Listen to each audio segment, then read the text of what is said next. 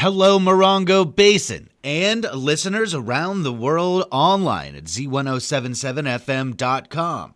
Here is the Z107.7 Local News for Tuesday, May 26th, 2026. A fatal collision on State Route 62 left 2 people dead.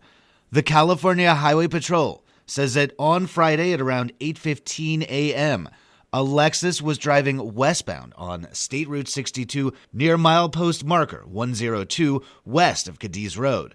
The CHP says that the Lexus was traveling at a high rate of speed when it entered a curve on the road and drifted off into the shoulder of the road. The CHP says that the Lexus re-entered the roadway and crossed into opposing lanes of traffic where it was broadsided by a Dodge Ram.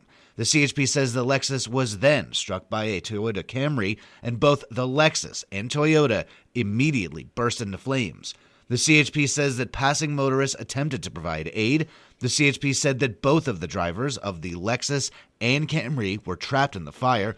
They were pronounced dead at the scene by the San Bernardino County Coroner's Office. The driver and passenger of the Dodge were not injured. No arrests were made, and the cause of the collision remains under investigation. The driver of the Lexus was identified as Holly Chaffee, a 60-year-old resident of Desert Hot Springs. The driver of the Camry has yet to be identified. The CHP is asking for the public's help in identifying the driver of the Camry. If you have information regarding this collision, contact the CHP's Needles office at 760-326-2000. Tonight, the 29 Palms City Council will gather to discuss mostly financial issues. Reporter Heather Clisby has more.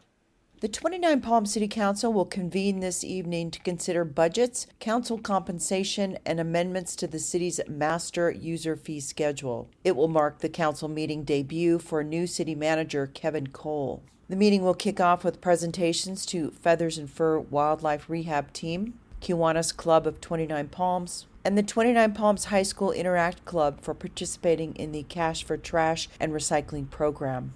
Youth Council will provide an update, and Council will, once again, move forward with a letter of support for the Reenlist to Life Veteran Campus. In 2 public hearings, Council will discuss proposed revisions to the general fund budget and amendments to the master citywide user fee schedule, both for fiscal year 2026-2027. Results from the May 12th nonprofit grant application workshop will be presented as the subcommittee's suggested contributions are announced. Due to budget constraints, the $75,000 originally available was reduced to $50,000 and will be awarded as follows: $25,000 to the 29 Palms Community Food Pantry, $15,000 to Reach Out Morongo Basin, and $10,000 to Animal Action League. As previously discussed, Council will introduce an ordinance that increases their monthly compensation to $700. The meeting takes place on Tuesday, May 25th at City Hall at 6 p.m. The meeting can be live streamed or viewed on demand via the city's website, 29palms.org. Reporting for Z107.7, I'm Heather Clisby. The Yucca Valley Planning Commission meets in regular session tonight. On their agenda, the board is recommended to retain its single-family residential unit size, and a potential storage unit proposed for Old Woman Springs is asking for another extension on its construction. Reporter Gabriel Hart takes a closer look. The board will consider approving a 3-year extension for the construction of a storage facility on Old Woman Springs between San Oro and Paseo Los Niños Road. The facility would include 175 storage units, 16 enclosed RV storage units, 55 open RV storage spaces, and a 1,000-square-foot office. The project was originally approved back in 2008 and has been extended for 5 3-year periods, making this extension its 6th request. The 4.4-acre property has a zoning designation of industrial and a general plan use of rural mixed-use specific plan. It's also recommended the board retains the current single-family resident unit size standard of 725 square feet. The board discussed this at a meeting last March where they addressed comparisons in 26 other California cities where trends in new homes exceed 1,000 feet but vary widely from jurisdiction, zoning district, neighborhood, and bedroom count, while some cities rely solely on the California Building Code minimums. Additional dwelling units and tiny homes on wheels would remain exempt from this 725 square foot standard. The meeting begins at 6 p.m. in the Yucca Room at the Yucca Valley Community Center, open to the public. For a link to attend the meeting remotely, please visit the story at Z107.7 FM.com. Reporting for Z107.7 News, I'm Gabriel Hart. Joshua Tree Elementary School announced that its third quarter Owl Time Photography Enrichment Group has earned statewide recognition in the Inspire Young Minds Photography competition hosted by the California Milk Processor Board. Out of submissions from students across California, the competition selected one elementary school winner and one high school winner. Joshua Tree Elementary School was named the statewide elementary school winner, recognizing the creativity, talent, and unique perspectives of its student photographers. The award includes a $5,000 grant to support and expand programs like the school's photography enrichment opportunities.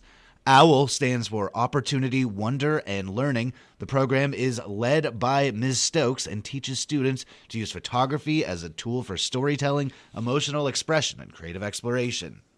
California residents are seeing an increase in the cost of their basic utilities like gas, water, and electricity, even if the amount they use year to year stays the same.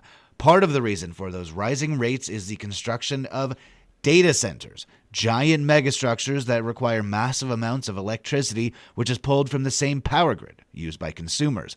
Online news editor Robert Hayden joins us with a look at newly proposed legislation that is aiming to change the way these data centers get their power.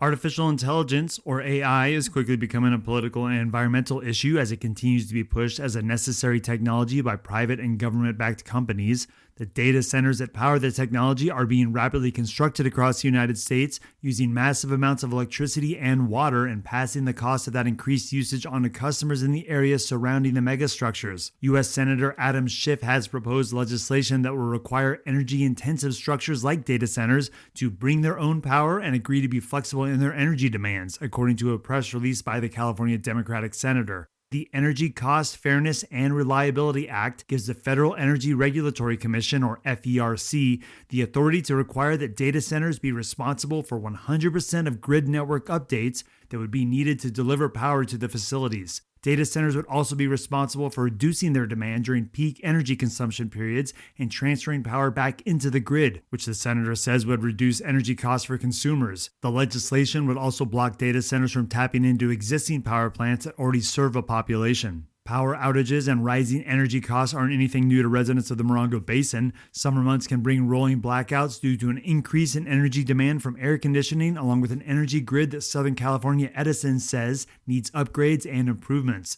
The utility company is also facing lawsuits surrounding wildfires in Southern California and has paid out over $100 million in claims from the Eden Fire that devastated Los Angeles in 2025. The wildfire that killed 19 people and destroyed more than 9,000 buildings was determined to be caused by high-tension power lines operated by Southern California Edison. Partially as a result of these lawsuits, SCE customers have already received a 13% rate hike in October of last year. Senator Schiff brought up energy affordability when he came through Joshua Tree last month during a visit to the Joshua Basin Water District to discuss chromium treatment. The senator said that while the supply of affordable housing remains an issue in rural areas like the high desert, providing affordable resources to those homes and residents isn't getting any easier. With these data centers being built, the demand for energy is going up, and unless we're bringing a lot of new power online, then people's utility bills are going to go up. And I want to make sure people aren't suffering because there are data centers being built, but also we just need to bring new power online to bring down the cost of energy. But we need a Congress and we need a president that's focused on that. And right now the president isn't focused on it. This had been the heart of his campaign pledges, but he seems to be spending more time with his ballroom than he is trying to bring down the cost of living for the American people. The proposed legislation doesn't put limits on the building of data centers, something that's become a lightning rod in the communities where they're proposed. A 240-acre data center has been proposed near the city of Coachella in Riverside County, and a research team from UC Riverside says that data centers across the nation could collectively require up to 1,451 million gallons of water per day through 2030. You can find links to the proposed legislation and more from that interview on this story on our website, Z107.7fm.com. Reporting for Z107.7 News, I'm Robert Hayden. The Creative Cafe returns tomorrow with a workshop focused on watercolor pencils. The Creative Cafe is a weekly drop-in art session hosted by local artist Jillian Sandell. It's open to all ages and skill levels, and donations are accepted on a sliding scale. Tomorrow's session runs from noon to 2 p.m. at the Food for Thought Cafe at the Joshua Tree Retreat Center. And finally, There is a free shower and outreach event happening in 29 Palms. Scheduled for tomorrow, there will be free showers, hygiene kits, clothing, food, and prevention resources provided by Reach Out. The event is happening at Alamo Laundry, located at 6343 Adobe Road in 29 Palms. The event is happening from 11 a.m. to 4 p.m. Free round-trip shuttles will run every 15 minutes from Freedom Plaza. Reach Out is accepting clothes donations, especially summer clothes in large sizes for both men and women. You can bring your donations to the event tomorrow, and volunteers are welcome. That's our local news. Hear local news 7 times a day, 7 days a week at 7, 8, 9, noon, 4, 5, and 6. If you hear about news happening, let us know. Email us at tips@Z107.7 Reporting for the Morongo Basin News Leader, the award-winning Z107.7 Local News, I'm News Director Jeff Harmatz.